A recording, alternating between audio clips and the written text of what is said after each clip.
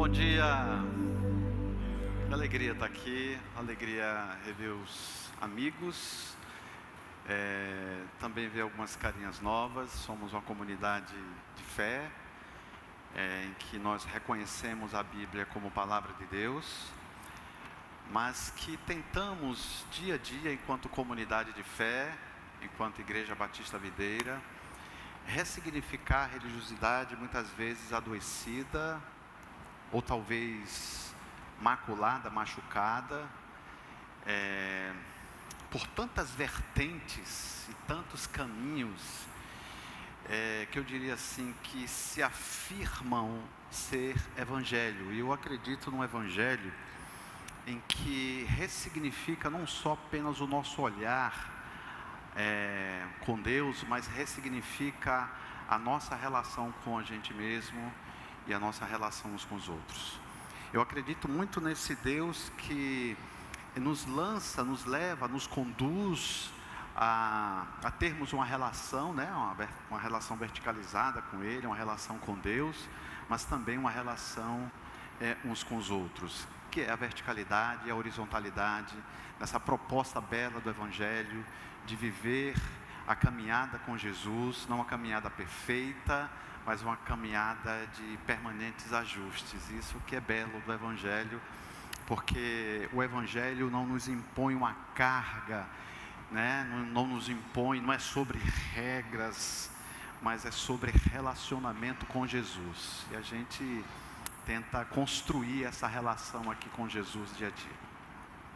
Estamos conversando esse mês de janeiro, vamos dar uma pausa domingo que vem, que é o dia em que nós vamos falar sobre comunidade. Inclusive o mês de fevereiro, no segundo domingo de fevereiro, já temos aí o tema do mês de fevereiro, que é comunidade, Eu acredito muito que a igreja, você talvez pense assim, não, mas a igreja não é importante, vir para as reuniões celebrativas não é importante, mas Jesus teve na sua companhia não só 12 discípulos, Jesus teve uma multidão de discípulos que conviviam juntos, que almoçavam juntos, que se relacionavam, que celebravam juntos e que choravam juntos.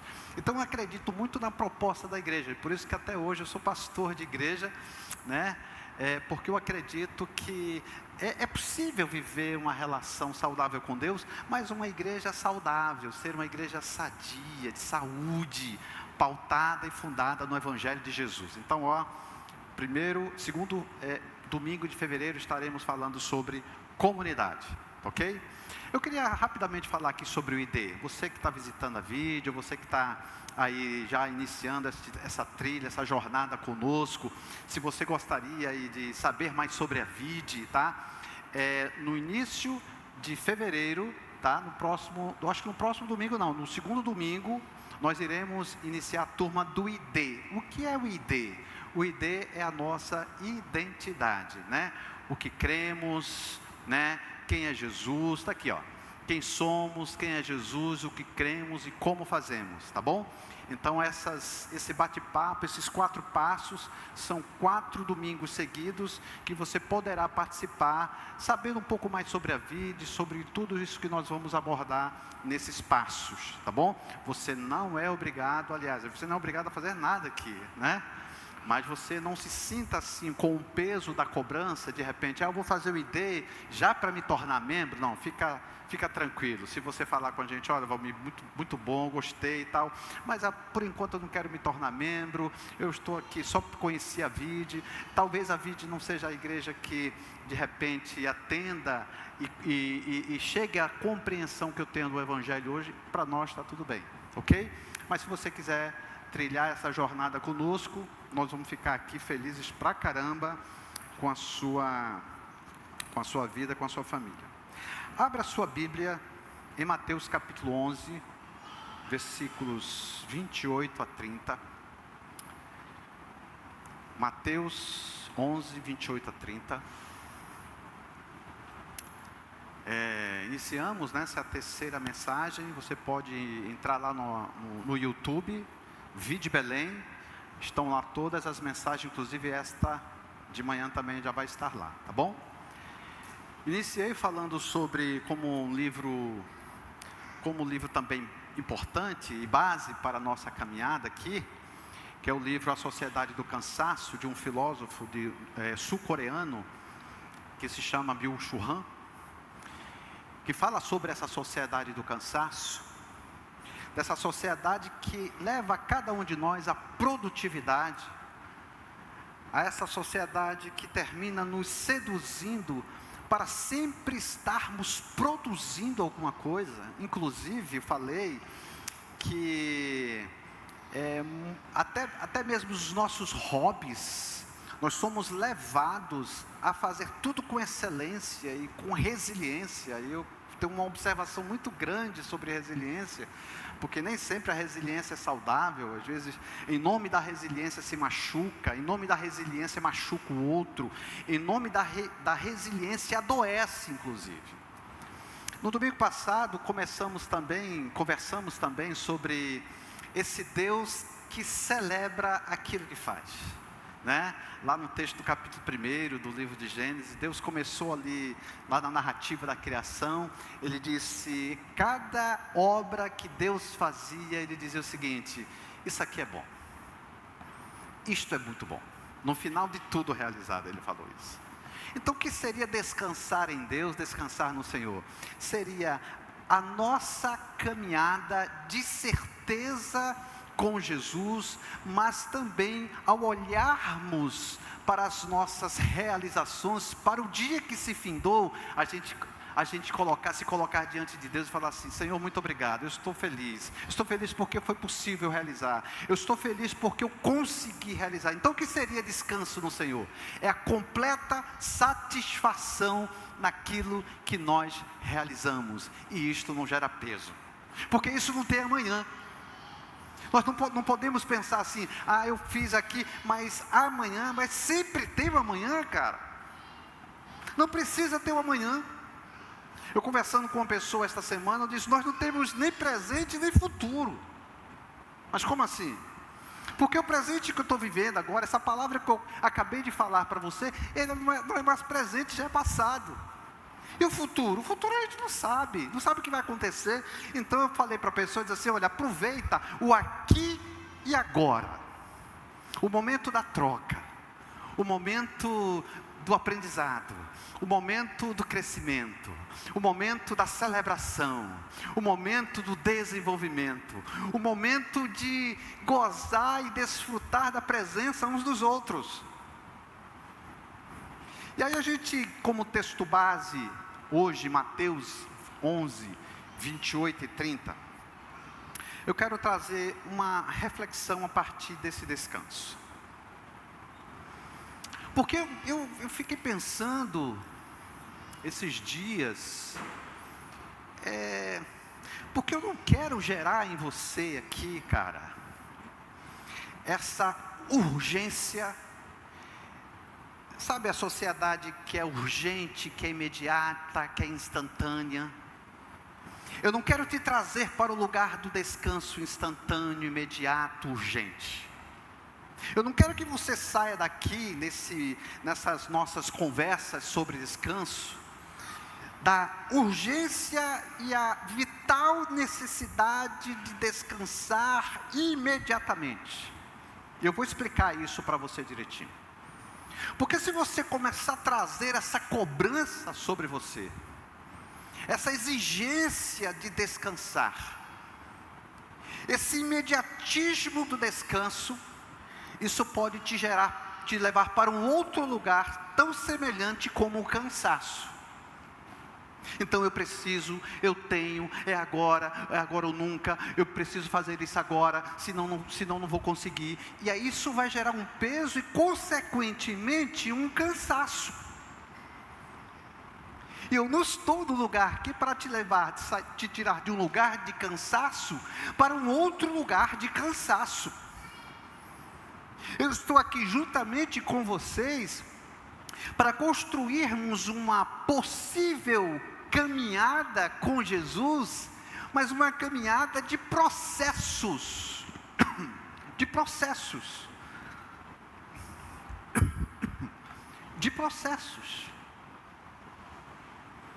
Porque eu acredito em processos. Deus é um Deus de processos. Se você pegar a narrativa bíblica de Gênesis e Apocalipse, você vai ver um Deus de processos. Por que nós não podemos ser também, seguir essa caminhada, ser parecido com Jesus em relação a esse Deus de processos? Por que tudo tem que ser para ontem? Valeu, Felipe. Por que tudo tem que ser para ontem? Então presta bem atenção, eu não quero te levar para esse lugar da exigência e da cobrança pelo descanso. Mas é bem importante falar uma coisa para vocês. Por exemplo, se você pega seu veículo, você que tem veículo, ou você que tem bicicleta, ou você que tem moto, e de repente você está em alta velocidade, e aí você freia imediatamente a sua moto, a sua bicicleta, ou o seu carro, o seu veículo. Isso pode o quê? Salvar a tua vida. Não pode? Pode. Mas também isso pode destruir a tua vida. Então não coloque o descanso num pacote fechado. Não coloque o descanso como algo formatado e perfeitamente produzido por você. Porque isso você vai ferir os seus processos. Aí você vai dizer, e onde está escrito isso? Abra sua Bíblia aí, em Mateus 11, 28 e 30. Diz assim um texto base, né, das nossas reflexões aqui aos domingos. Vocês estão cansados, enfastiados da religião? Venham a mim, andem comigo e irão recuperar a vida. Isso é processo. Jesus não diz, andem comigo, e quando vocês iniciarem a caminhada comigo, vocês imediatamente serão completamente transformados. Inclusive Paulo no capítulo 12, ele escreve lá de Romanos, ele diz o seguinte, não vos conformeis, ou seja, não tome a forma deste mundo, mas sede transformados, que nos dá a ideia de processos. O descanso também tem processos. Repito, vai ter alguma situação em que você vai largar imediatamente? Vai, pode ser. Mas é preciso saber se você vai dar conta disso. Se você vai sustentar isso. Porque toda escolha, ela te leva para dois lugares. Ela te leva para a renúncia e para as consequências. Se você chegar comigo hoje, Valmir, a partir de hoje eu vou me afastar totalmente disso, porque eu vou ficar totalmente descansado. Aí eu vou dizer para você, você sustenta isso? Você está pronto, você dá conta de lidar com as renúncias e as consequências? Ah, talvez não. Então é processos. E Jesus nos convida para vivermos a relação com Ele a partir de processos. A vida cristã, a caminhada com Jesus, as experiências com Deus, o desenvolvimento cristão, a relação uns com os outros se chama processos. Não pense que a vida cristã é uma caixa formatada e que você vai mergulhar e sair uma nova pessoa. Não é isso, não é sobre isso. A vida cristã não é sobre mágicas, não é sobre receitas. A vida cristã é sobre relacionamento com Jesus. E aqui na vida a gente se esforça porque aqui na vida é tudo sobre Jesus. Mas eu preciso lançar mão de um outro texto para vocês, que é o texto de Gênesis, capítulo 1. Eu vou ler em duas versões para vocês. Gênesis capítulo 1 vai nos dar um caminho aqui para a gente começar a compreender tudo que de repente o Espírito colocou no meu coração para transmitir para você nesta manhã. Porque de repente você está aí ainda nesse ativismo, cheio de compromisso, cheio de atividade, cheio de responsabilidade. E o homem importante agora é aquele que não tem tempo para nada. Se você falar assim para alguém, cara, aí tem tempo? Cara, não tenho tempo, porque cara, tu és um cara ocupado. Tu deve ser um cara importante. Ou então não, cara, eu estou de boa, essa semana, rapaz, eu acho que tu está perto da palavrinha vagabundo aí. Eu só as polaridades, como nós somos seres humanos polares. E aí de repente você se enxerga, você se olha, você se percebe, diz assim, caramba, eu tenho muita coisa aqui, eu não estou dando mais conta. É como se fosse uma casa bagunçada, cheia de bagunça, cheio de acúmulo, cheio de coisas. E você olha assim, meu Deus, como é que eu vou dar conta disso? Isso te cansa, isso te desorganiza, e aí de repente você começa a viver os seus caos, os caos da existência, o caos do mundo interior, o caos das emoções, o caos da família, o caos das relações, porque você não está dando mais conta de reunir as coisas, se organizar e começar a trabalhar algumas questões que você definiu como prioridade na sua vida. Aí, cara, a coisa fica bagunçada demais. Aí você diz assim para mim, e agora? O que é que eu vou fazer para descansar se está tudo desorganizado? Como é que eu vou organizar tudo isso? Como é que eu vou lidar com esse caos? Difícil, hein? E aí, a narrativa da criação diz o seguinte: no princípio, criou Deus os céus e a terra. Isso aqui é a visão panorâmica do autor. Criou os céus e terra. Ele vai começar agora a descrever como se deu a criação de céus e terra. Ok? E aí, diz o seguinte: e a terra era sem forma e vazia. Nessa outra linguagem, diz o seguinte: em primeiro lugar, Deus criou o céu e a terra, tudo que se vê e tudo que não se vê. Mas se você perceber, a palavra sem forma e vazia, e havia trevas sobre o abismo, o Espírito de Deus começou a passear nesse abismo. A palavra abismo pode significar também, sem nenhum problema de ferir o texto bíblico ou trazer confusão à compreensão do texto sagrado, como caos. Então assim, no princípio criou Deus os céus e a terra terra era sem forma e vazia, e o Espírito de Deus pairava sobre o abismo, o caos. Depois que o Espírito, olha, presta bem atenção como isso é interessante. Depois que o Espírito começou a perceber que havia caos, aí Deus criou o quê? O que é que diz o texto seguinte? Então disse Deus: haja luz. Haja luz. Luz sobre o caos. Luz sobre o caos.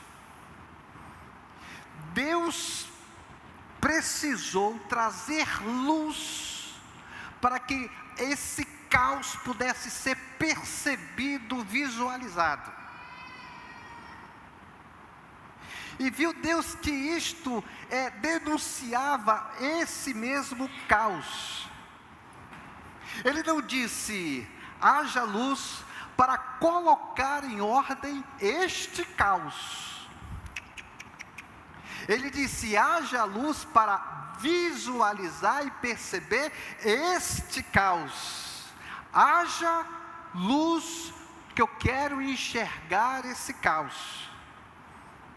E se a gente pegar as narrativas bíblicas, a gente vai perceber o seguinte, que é importante. Por isso que eu me lembrei do texto agora que diz que Jesus é a luz. Por que Jesus é a luz do mundo?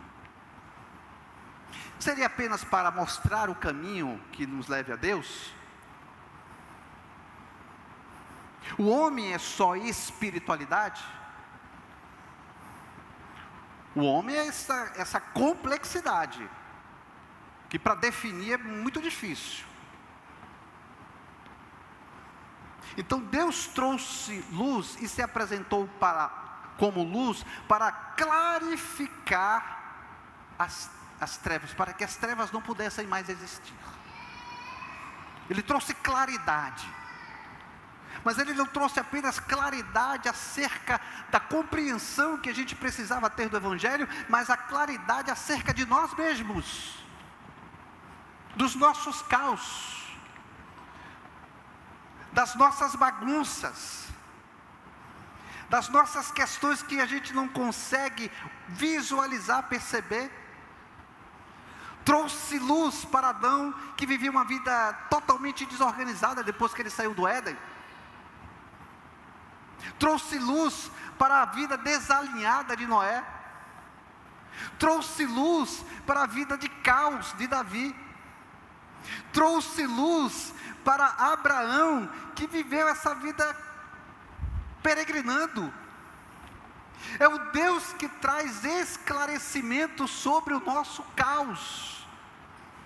É o Deus que se propõe, não só se propõe a mostrar o nosso caos, mas a caminhar conosco neste caos. Então esse é o relato principal dos evangelhos e da Bíblia. E a gente precisa definitivamente dessa luz. Dessa luz para quê? Para se organizar. Não para que as coisas sejam simetricamente ajustadas. Nós precisamos dessa luz não para que a gente olhe para a gente e diga assim: caramba, eu sou agora um homem puro, justo e bom. Nós precisamos dessa luz não para pensar que a coisa precisa ser regulada numa permanente cobrança sobre os nossos comportamentos. Nós não precisamos dessa luz para isso, porque essa luz não se propõe para nos colocar no lugar de perfeição. Depois que a gente percebe o caos, depois que a gente percebe a bagunça, depois que a gente consegue enxergar a vida a partir de Jesus, e diz assim: eu não consigo dar conta mais de descansar, eu não dou conta mais de descansar, porque está uma bagunça a minha vida. E é nesse momento que a luz de Jesus esclarece para você, clarificando as tuas ideias, as tuas possibilidades, e fazendo você descansar. Por isso que o texto bíblico diz: vinde a mim, todos vós que estáis cansados e com muita sobrecarga, porque eu vos aliviarei. Nós precisamos da luz para olhar as nossas inadequações. Nós precisamos dessa luz para enxergar as nossas imperfeições. Nós precisamos dessa luz para que o Espírito nos mostre as nossas precariedades. Nós precisamos disso, para que a gente não ponha um peso sobre nós que nós nem mesmos conseguimos lidar ou carregar. Então, quando tanto a narrativa bíblica se propõe a mostrar esse caos para a gente, não é para que a gente olhe para o nosso caos e diga: eu não consigo, eu não dou conta, isso aqui é impossível, isso aqui não é para mim, isso aqui não dá para lidar com isso. Jesus não mostra o caos e te larga no caminho. Jesus não te mostra o caos e deixa você sozinho. Jesus não te mostra os caos da tua vida para que você decida independente dele. Jesus não mostra o caos para você para que você enxergue e diz assim: eu posso lidar com isso sozinho, sozinha. Não é para isso que a luz veio. A luz veio para esclarecer o caos e dizer para nós que existe um caminho para nós trilharmos, e este caminho é Jesus, o Cristo ressurreto, o Filho de Deus. Voltando para o texto de 11:28, de Mateus 11:28.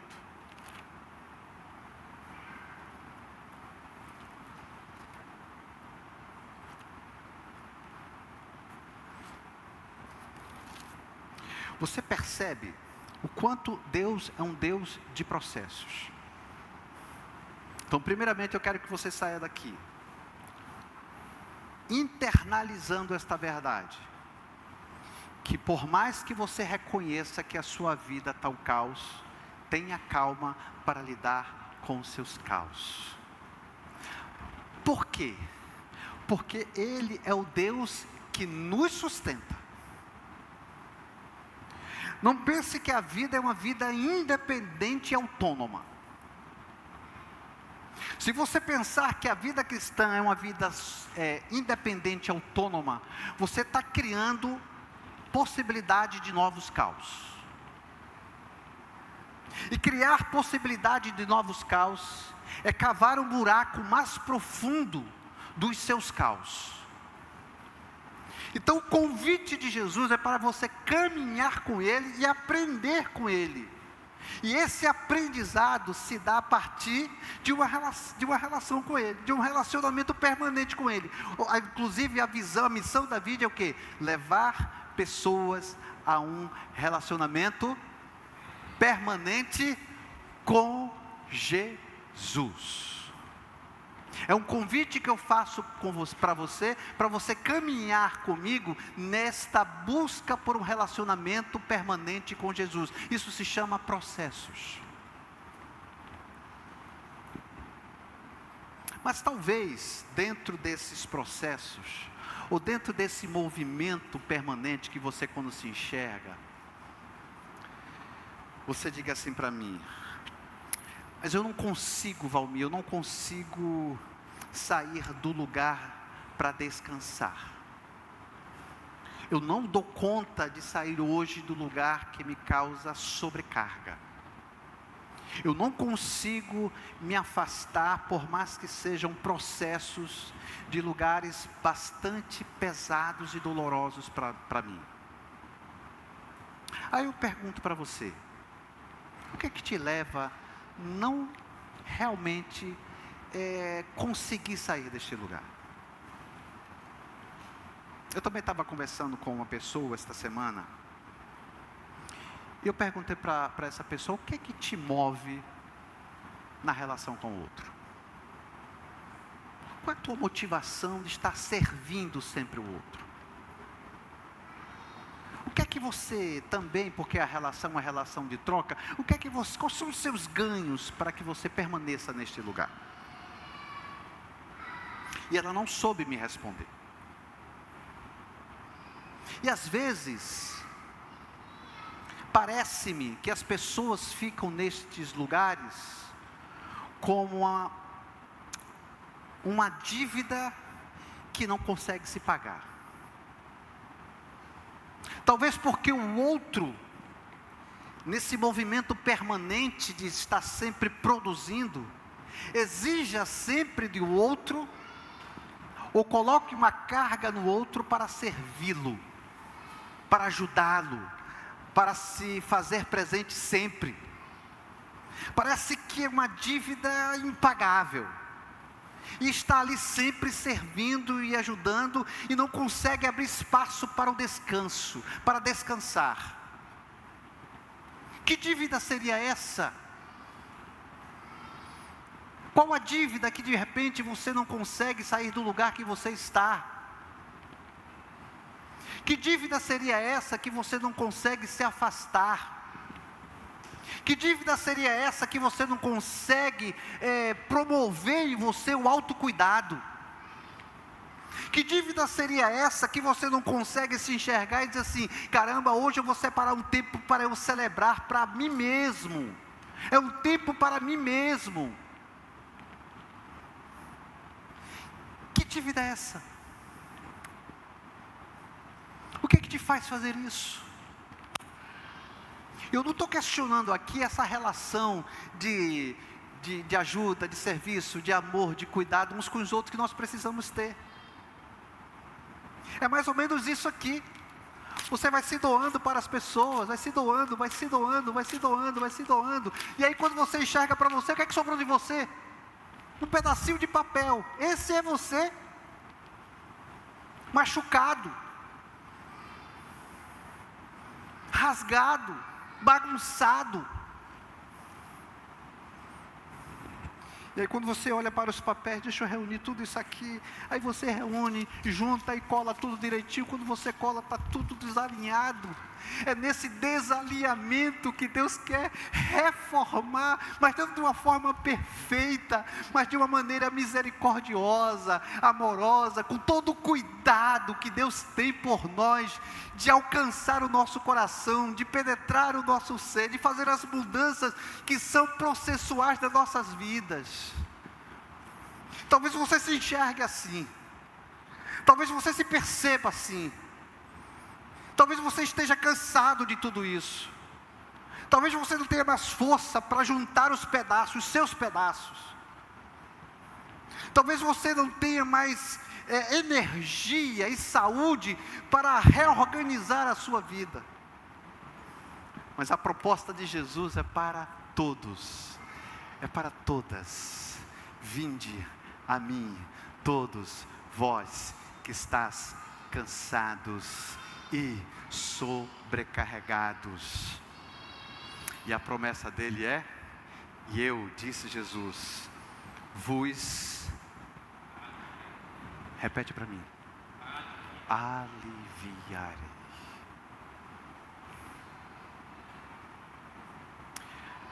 Não é sobre a capacidade do outro de aliviar, não é só sobre a capacidade sua de te aliviar, é sobre a proposta permanente de Jesus e garantida por Ele de te aliviar.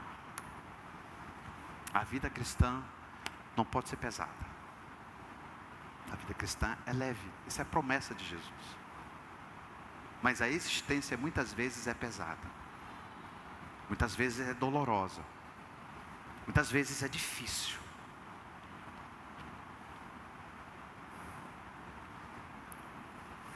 Eu vivi uma experiência no passado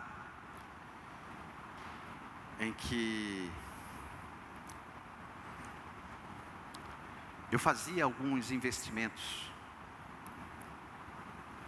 E aí, de forma ousada, eu fiz alguns investimentos ousados. E quando eu acordei de manhã, não tinha nada na minha conta. 10 anos de trabalho. Foi embora. Só que eu conseguia entrar 8 da manhã e varava sempre conectado até 9, 10 horas da noite. E aí quando eu acordei e vi que não tinha nada, eu dobrei meus joelhos e disse assim: Senhor, eu me perdi. Eu me perdi em mim mesmo. E esta é a minha oração. Depois disso, passaram 15 anos. E esta é a minha oração até hoje. Dizendo para o Senhor: Senhor, não deixa que eu me perca. Me ajuda para que eu não possa me perder dentro de mim mesmo. E eu me lembro bem que neste dia que eu acordei, a noite foi também muito longa.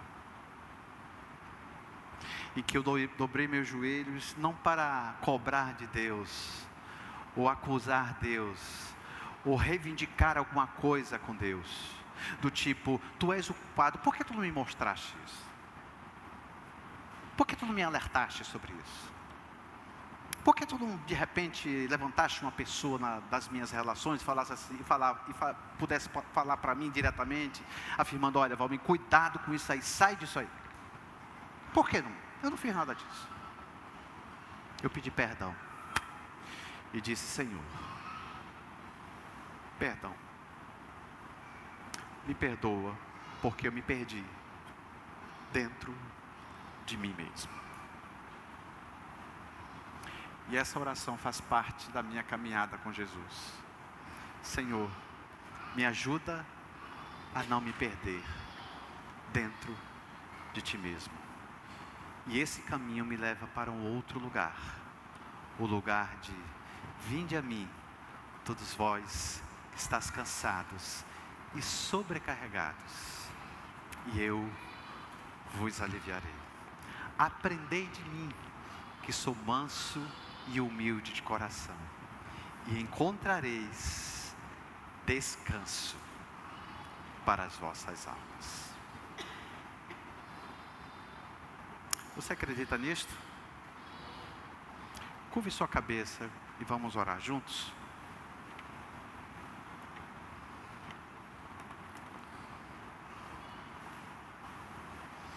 E nesse momento em que você está aí com a cabeça curvada, pensando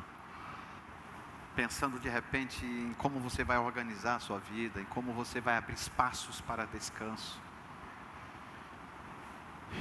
e buscar em Deus: Senhor, me traz luz para que eu possa enxergar o meu caos, que de repente você nem consiga enxergar o seu caos, porque ainda você está nesse movimento permanente de produtividade, talvez ainda engolido pelas crenças deste mundo, que o ser humano precisa, ainda que seja hobby, precisa ser o ser humano de produtividade.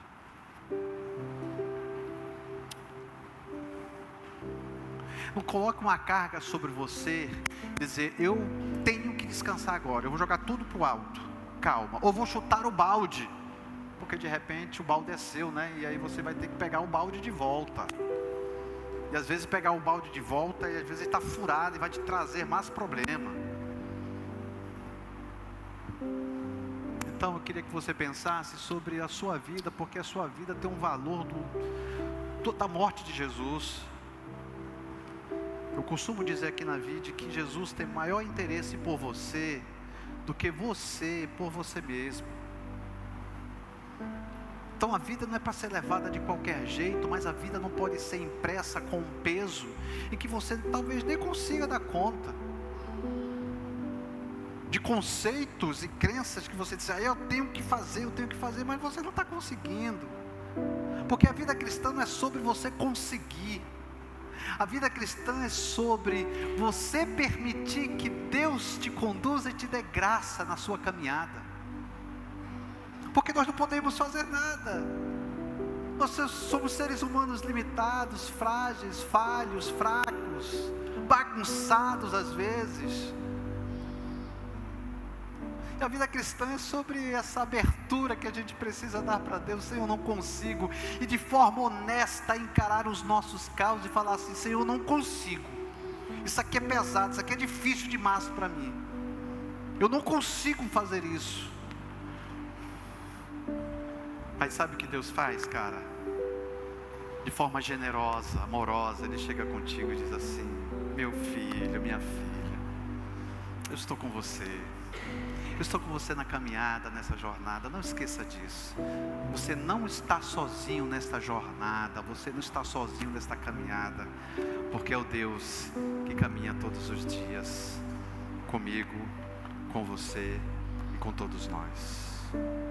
Obrigado, Pai. Obrigado por esta manhã. Obrigado por aquilo que nós tivemos a compreensão nesta manhã. Tu trazes luz para os nossos caos. Ó Deus, em nome de Jesus, abençoa cada um de nós. Precisamos de forma inegociável de Ti, da Tua companhia. Precisamos absolutamente da Tua presença. Não vivemos sem Ti, porque somos inteiramente dependentes do Senhor. Então, Senhor, estamos aqui para descansar em Ti, estamos aqui para esperar qual a orientação que Tu tens para nós, estamos aqui para recebermos a Tua graça, para talvez juntarmos os nossos pedaços, e Tu vais dar, Senhor, um toque especial do Teu Espírito em nossas vidas. Obrigado, Senhor, por Tua presença, em nome de Jesus, amém, amém.